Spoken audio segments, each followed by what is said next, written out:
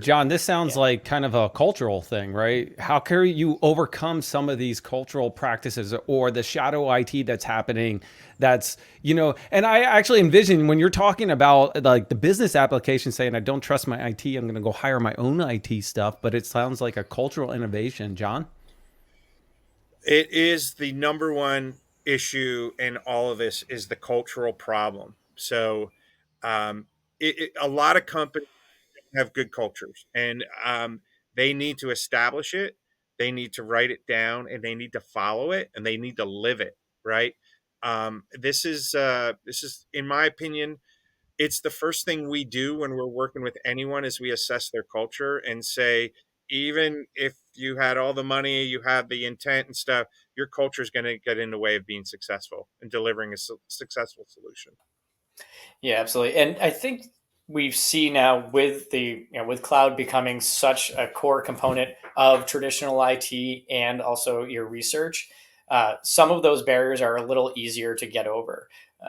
Previously it's I need to go buy a rack of servers. Oh, I have to go talk to the IT person. It's going to take 6 months because I have to get a bill of materials and find rack space, and then find, my server is going to be sitting on a loading dock for 3 weeks until somebody can get down to the data center and provision it. There's all of these previous hurdles that we were faced with when we were deploying in a traditional on-premise infrastructure.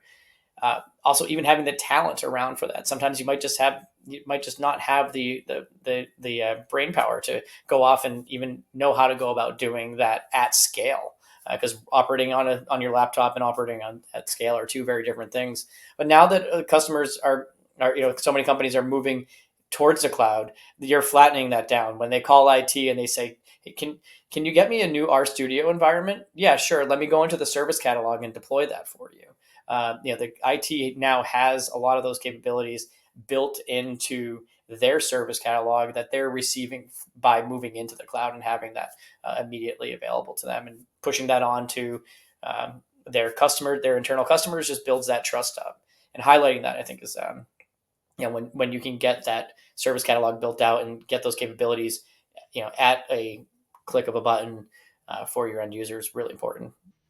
You mentioned trust, like trust, truth, transparency. Those the three T's I call them. Those are critical for building culture, and not just behavioral culture, how we do things as an organization, as people in this organization, but even the data culture. The data culture is actually the foundation of guarding the data culture goes into instrumentation, hardware, software, all different types of aspects of putting a data culture in place, a data strategy in place that you actually write down and follow it, and you govern it, and you push down that stewardship down to everybody to say you're all responsible for this.